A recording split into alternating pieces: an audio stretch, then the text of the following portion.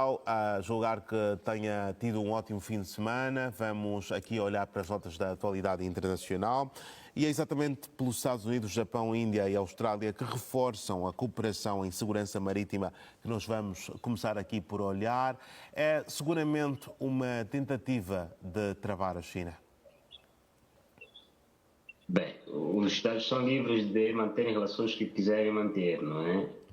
Sobretudo tendo em conta os Estados em causa, no caso concreto os Estados Unidos, o Japão, a Austrália também e a Índia, que fazem parte já de uma aliança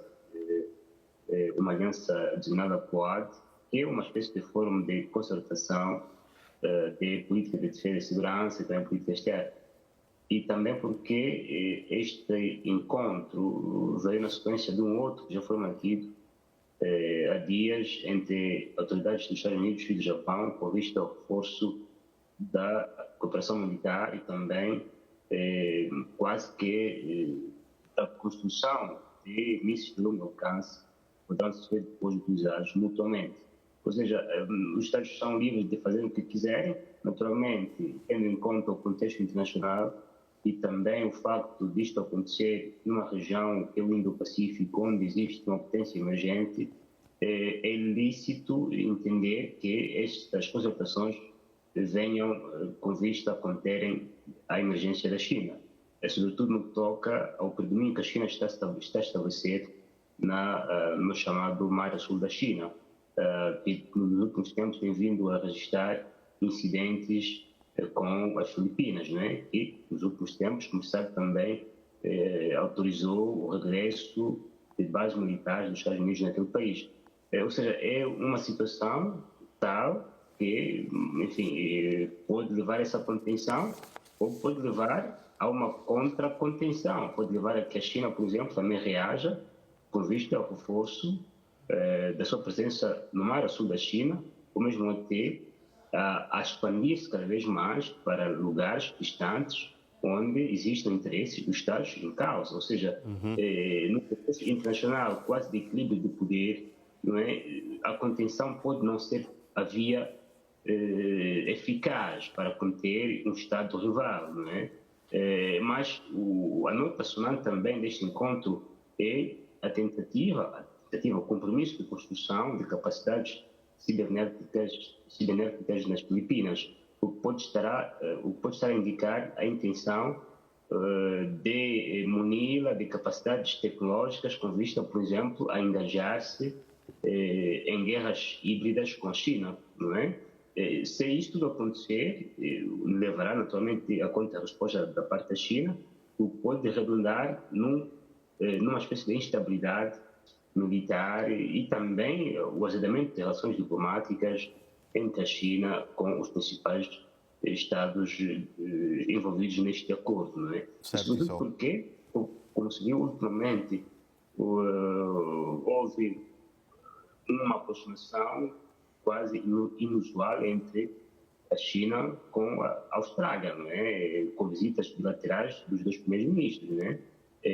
O que mostra também que, enfim, a China poderá continuar a manter relações comerciais com esses Estados, porque tem relações comerciais com a Austrália, tem-nas com a Índia, com os Estados Unidos e também com o Japão, mas ao mesmo tempo, no que toca à apreciação do domínio militar, do domínio tecnológico e outro domínio qualquer naquela região, haverá sempre divergências entre esses Estados, o que também pode ser normal num sistema bastante competitivo como o atual, onde não há mais um só polo de poder, mas há vários polos de poder que se competem entre si para o domínio global das relações internacionais e relações econômicas internacionais. Exato, Issao. A China já respondeu também, dizendo que os Estados Unidos e a sua aliança Quad, que já referimos aqui, estão aqui a ameaçar a estabilidade regional no Indo-Pacífico ao formar blocos e desta forma também aumentar as tensões no Indo-Pacífico. Isto em si, digamos, esta reação em palavras da parte da China, já aumenta até certo ponto este risco que referiste de uma resposta, se calhar, em ações que venha a promover mais ainda a instabilidade, quem sabe? Sim, poderá haver uma contra-reação Em primeiro lugar, temos que esperar para ver o que de concreto este encontro vai dar, o que isto vai dar e o que isto vai resultar. Porque uma coisa é encontros mantidos com os ministros das Relações Exteriores, que manifestam, enfim, intenções. Outra coisa é encontro ao nível dos chefes de Estado e de Governo, né? E são eles os decisores últimos das políticas externas dos seus Estados. Se os chefes de Estado e de Governo desses 4 países, imaginemos, adotem uma aliança conjunta para conter a China, naturalmente a China irá adotar uma outra medida para inutilizar e para tornar ineficaz qualquer medida do gênero a ser tomada pelos Estados rivais, não é? Enfim, são intenções, podem ser concretizadas ou não, sobretudo nesta altura em que, enfim, esses Estados também, como já dissemos, têm boas relações comerciais com a China. Muitos deles têm a China como principal parceiro comercial.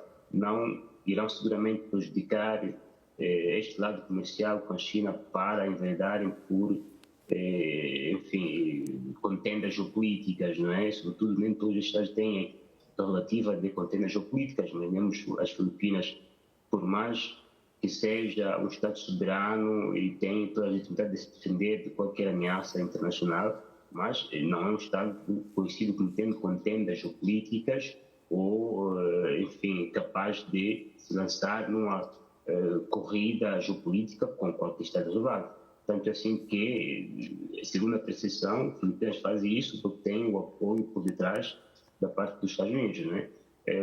Enfim, a ver, vamos ver o que isso vai dar, se será adotada uma política externa de segurança para conter a China, embora já exista ao nível de cada um desses Estados, se haverá uma política conjunta neste sentido, ou se são declarações de intenções. Mas também, como é a posição geral, entende-se que, eventualmente, a NATO se expanda para a Ásia e o Pacífico, né? Este é o receio da China, que nasce uma espécie de mini-NATO naquela zona do mundo, com vista a conterem a China militarmente, ou pelo menos lançarem à China a mensagem de contenção, de dissuasão, numa espécie de guerra não violenta, guerra psicológica, guerra híbrida, guerra assimétrica em relação à China, não é? Mas a relação entre a China com todos os Estados do mundo, sobretudo do mundo ocidental e não só, é uma relação quase ambígua, mas estratégica, no sentido de que é ambígua porque, de um lado, tem relações comerciais e, do outro lado, tem receio da emergência da China. E estratégica porque sabem que é a China o principal mercado de importação, de exportação dos bens que eles produzem, né? Basta ver, por exemplo, há dias, a ministra italiana esteve na China, né? Esses acordos comerciais.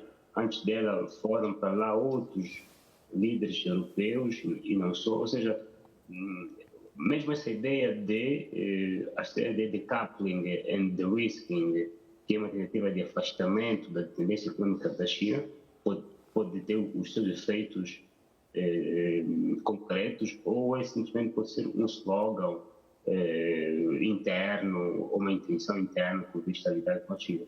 Mas o mundo, pelo menos nos próximos 5, 10 anos, está condenado a conviver com a China, e essas tentativas de contenção podem ser entendidas como uma mensagem com vista a dizer à China: olha, estamos a ter relações comerciais contigo, sim, mas não podes mudar o status quo de forma unilateral, sobretudo no que toca à navegabilidade dos mares abertos, e se fizer isso, nós iremos cortar relações contínuas. Pode ser esta a mensagem, não é?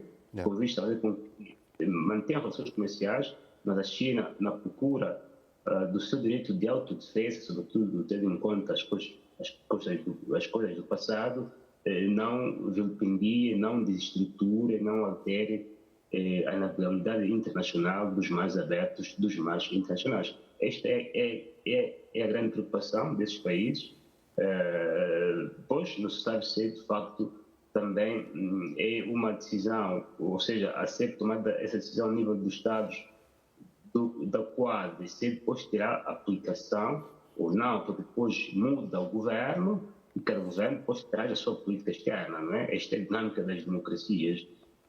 Um governo tem uma política externa, mas depois chega outro governo, acaba por adotar uma política externa completamente contrária a do governo anterior, né? Por exemplo, no que toca à questão, por exemplo,